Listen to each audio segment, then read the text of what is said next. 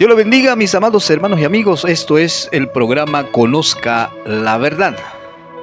Hoy estaremos tratando sobre la iglesia de nuestro Señor Jesucristo del año 313 al año 400. En los anteriores videos nosotros habíamos hablado del año 27 hasta el año 100 y luego del año 100 hasta el año 313. Desde el año 100 hasta el año 313 hemos demostrado una persecución terrible. Pero también quiero aclarar aquí algo, ya que desde el año 27 hasta el año 376 la cultura romana va a gobernar al mundo y se convertirá como el Imperio Romano. Pero la existencia de esta cultura romana existió 700 años antes que Cristo naciera. Pero como imperio va a ser del año 27 hasta el año 476. Del año 476 después de Cristo en adelante, este imperio, la cultura romana, se va a dividir en dos. Pero eso lo estaremos hablando más adelante. Pero hoy vamos a centrarnos en lo que es del año 313 hasta el año 400. Bendito sea el nombre del Señor. Hasta el año 313, el imperio romano, o sea, la cultura romana, había subyugado al mundo entero en ese tiempo y perseguía a los cristianos. Demostramos con la historia cómo morían por Cristo los seguidores de Jesús. Muchos crucificados, muchos comidos por los leones, otros escondiéndose en las catacumbas. Pero en el año 313 surge algo. Se convierte el emperador romano que perseguía a la iglesia de Cristo, llamado Constantino I. Ténganlo en cuenta esto, Constantino I se convierte, que era el emperador romano del imperio de la cultura romana de ese tiempo. Se convierte al cristianismo y va a hacer un edicto llamado Edicto de Milán. ¿A qué se refería este edicto? Era una amnistía. Amén. O sea, es un edicto que legaliza el cristianismo en el imperio romano, en la cultura romana, llamada el Imperio Romano. En ese tiempo no existía la Iglesia Católica Romana. Ese es un engaño de muchos sacerdotes contra sus seguidores para engañarlos y doparlos ahí y tenerlos como cauterizados a ellos. La Iglesia Católica Romana no existía en el tiempo del año 313 en adelante. Existía el Imperio Romano. Amén. Entonces, Constantino I va a realizar un edicto. Amén. ¿Y cuál era ese edicto? Legaliza el cristianismo en el Imperio Romano, en todo su imperio. Legaliza. Ya no habrá persecución y pone fin la persecución a los cristianos. Amén. Eso es lo que sucedió. Eso nadie lo va a negar. Eso es historia. Sea neutral, sea cristiana o sea católica, porque la historia muchas veces ha sido cambiada y tergiversada por muchos líderes religiosos. Pero cuando hablamos de historia neutralmente, vamos a encontrar claramente de que en el año 313 se convierte el imperio romano al cristianismo, a quien perseguía terriblemente. Pero bajo Constantino I, el imperio romano se convertirá al cristianismo y harán una amnistía al cristianismo. A eso se le llama Edicto de Milán en el año 313, donde todos los cristianos que vivían en las catacumbas salen a las ciudades y recuperan todos los confiscados de sus propiedades y muchas cosas más. Pero este Constantino I, que se convierte al cristianismo como cristiano, va a encontrar problemas dentro del cristianismo. Herejías que ya habíamos hablado también anteriormente en el anterior video, de Arrio, más que nada de Arrio, y también del sabelianismo o de los monarquianos. Otras herejías menores, pero estos dos eran más prominentes como herejes dentro del cristianismo.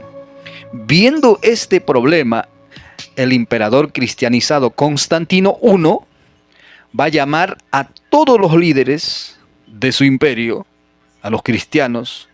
En ese tiempo tampoco existía el Papa, existían obispos. Amén. muchos obispos que estaban encargados de diferentes congregaciones de diferentes lugares. Amén, ya que la iglesia de Jesucristo había llegado desde Jerusalén a todo el mundo conocido. Amén. Así que Cristo no es católico romano, que Jesucristo es judío. Es de la cultura hebrea, no es de la cultura romana. Jesucristo es judío.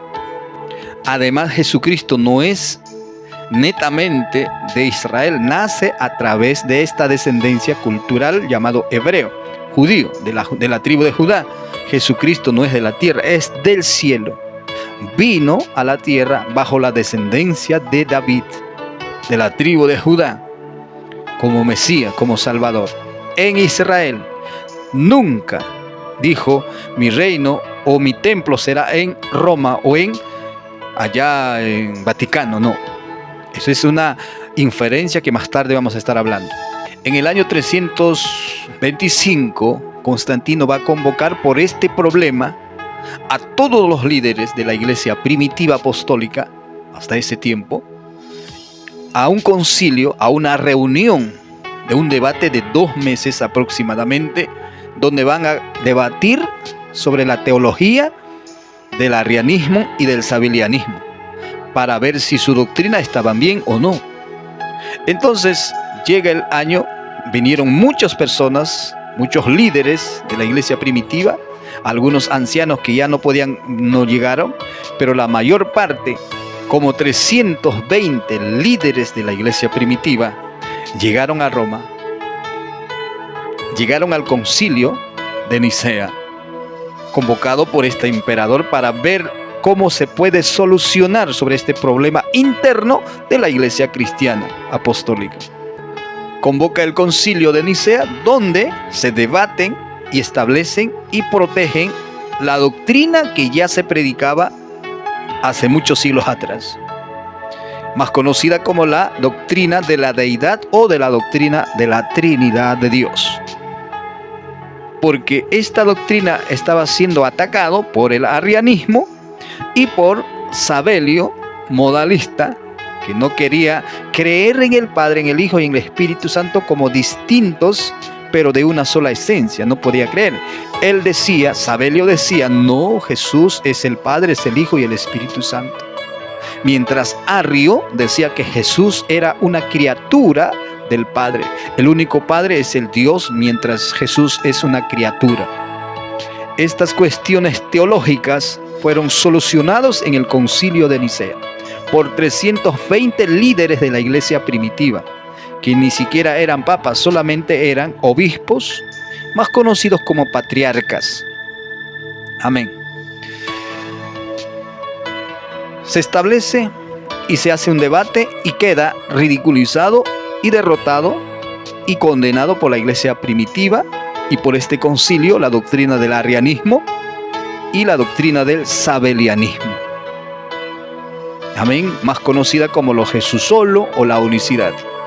En el año 337 a 361, el emperador Constantino II, o sea, el emperador Constantino I, era el padre del hijo llamado Constantino II. Este Constantino II, hijo del emperador Constantino I, se convierte al arrianismo y quiso imponer en su imperio católico romano, amén, el arrianismo. Eso nadie lo ha contado. Hoy usted está conociendo la verdad. 13 en adelante vemos que hay un Constantino padre que se le llama Constantino I. Del año 337 al año 361 entra su hijo llamado Constantino II. Este Constantino II cree en la doctrina del arrio y se bautiza en el bautismo del arrianismo. Y luego va a querer imponer la doctrina del arrianismo a los cristianos. Amén. Esto es para que usted conozca la verdad. Pero esto generó conflictos y divisiones. Del año 361 al año 378 ingresa el emperador Valentiniano al Imperio Romano como emperador de la cultura romana, cristianizado. Del año 361 al año 363 después de Cristo, ingresa un emperador después de Constantino II, que muere, y ingresa a la cultura romana cristianizada, este emperador llamado Juliano. Amén. Este Juliano es un apóstata, va a intentar restaurar el paganismo, o sea, la cultura romana antigua. No va a querer aceptar a la cultura romana cristianizada, sino va a querer regresar al paganismo. Y va a perseguir a los cristianos. Esta es la historia de la iglesia. Amén. Luego muere este emperador Juliano del imperio cristianizado romano, de la cultura romana cristianizada. Muere y ingresa el emperador Valentiniano I. Ahora, el emperador Valentiniano I mantiene la tolerancia religiosa y permite la expansión del cristianismo. Amén. Neutral, ¿verdad? Del año 378 al año 395, el emperador Teodosio I impone el cristianismo como una religión oficial del Imperio Romano y convoca el Concilio de Constantinopla, que establece la creencia en la doctrina ya que se había defendido en el año 325, que es la doctrina trinitaria. O sea, en este tiempo, este emperador romano de la cultura romana cristianizado va a tomar un edicto, va a obligar a todos a creer en la doctrina cristiana, que hasta ese momento se predicaba a través de la fe, voluntariamente. Ahora va a obligar a todos a creer en el cristianismo y en las doctrinas cristocéntricas, obligándolos, que no se hacía eso hasta este año. Entonces la iglesia de Cristo está cambiando de forma. Ahora va a obligar a creer en Jesucristo y en sus doctrinas, que hasta ese tiempo solamente era a través de la fe, voluntariamente.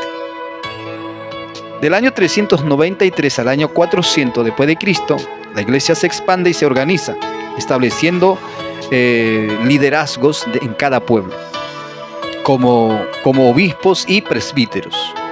De esta manera hemos terminado la primera sección de la historia de la iglesia cristiana del año 313 al año 400. Ahora vamos a hablar algunos hombres que defendieron la doctrina ortodoxa del año 300 o antes del año 313 hasta el 400. Tenemos a Ireneo de León, que vivió del año 30 al año 202 después de Cristo. Este era un líder obispo de la iglesia de León, o sea, de la congregación donde se congregaban los hermanos en León. Este hombre combatió al gnosticismo, a la doctrina gnóstica, pero también defendió, amén, de la sucesión a través del Espíritu Santo, lo que son los líderes o los obispos, ¿no? Y de estos algunos católicos romanos sacerdotes se van a agarrar para dictaminar la sucesión apostólica. Pero León está defendiendo de que el Espíritu Santo es el que llama, amén, la sucesión. No un concilio, no unos diáconos, no, sino el Espíritu Santo es el que pone cuando un líder cristiano fallece. Y el Espíritu Santo pone como liderazgo a la persona encargada para ese lugar. Tenemos a Hipólito de Roma en el año 170, que vivió del año 170 al año 235 después de Cristo. Hipólito de Roma, teólogo y obispo, luchó contra el modalismo, o sea, peleó, defendió la doctrina de la distinción del Padre, del Hijo y del Espíritu Santo en una sola esencia. Eso defendió contra el modalismo. ¿Quién era el modalismo? Recuerda de que el modalismo enseñaba de que Jesús era el mismo Padre, el mismo Hijo y el mismo Espíritu Santo, que hay un solo sujeto Dios que usa tres máscaras o modos, una herejía que fue condenado por la iglesia de Jesucristo, de la iglesia primitiva. Entonces, el modalismo, hoy más conocido como los Jesús solo o la unicidad, han resucitado en 1913 y en 1916. Amén. Entonces tenemos a Hipólito de Roma, que defendió la doctrina fundamental del cristianismo, del Padre, del Hijo y del Espíritu Santo, distintos pero de una sola esencia, llamada la Trinidad de Dios. Tenemos a Orígenes de Alejandría en el año 180 que inicia su vida y muere en el año 254 después de Cristo. Un teólogo y exégeta, defendió también la doctrina de la distinción más conocida como la doctrina trinitaria. Amén. Y la autoridad de las escrituras, que era lo más importante. Amén. Tenemos a Cipriano de Cartago, que inicia su vida del año 200 y muere en el año 258. Solo vivió 58 años. Amén. Obispo también de Cartago, defendió la unidad de la iglesia y la autoridad de los obispos. O sea, en ese tiempo de este hombre llamado de Cipriano de Cartago, la iglesia se estaba creciendo enormemente y cada pueblo tenía sus líderes. Entonces como que querían dividirse la iglesia de Cristo. Pero este hombre va a defender la unidad de la iglesia. Más tarde vamos a estar hablando. Tenemos a Atanasio de Alejandría. Ustedes conocen, Atanasio fue un defensor contra Arrio, o sea, Arrio fue un enemigo acérrimo de Atanasio. Atanasio defendió la ortodoxia pura de la Trinidad de Dios, donde Atanasio reluce la doctrina fundamental del cristianismo y refuta categórica y explícitamente, públicamente, a arrianismo o al arrio y a su doctrina de Jesús creado, pero también al sabelianismo, a los Jesús solo, a los homicidados, resucitado después de milenios en el 1913, hoy que lo estamos viendo en las redes sociales. Tenemos a Eusebio de Nicomedia. Eusebio de Nicomedia, también 270 al año 341, obispo de Nicomedia, defendió la ortodoxia y jugó un papel clave en el concilio de Nicea. Amén. Donde, como le dije, quedaron refutados la doctrina del arrianismo y la doctrina del modalismo. Amén. Por último tenemos a Marcelo de Ancira, que también existió en el año 280 y murió en el año 374. Obispo de Ancira, defendió la doctrina trinitaria y la divinidad del Espíritu Santo. Amén. Estos son defensores de la doctrina ortodoxa de la iglesia primitiva apostólica antes de la iglesia católica romana, que va a surgir después del año 400. Para finalizar, vamos a hablar sobre los hombres herejes. Amén. Hombres que han caído de la verdad en herejía y apostasía. Lo tenemos como Marción, amén, que murió en el año 160 después de Cristo. Fundó una secta que rechazaba al Antiguo Testamento y una parte del Nuevo Testamento. No quería aceptar al Antiguo Testamento y una parte del Nuevo Testamento rechazaba.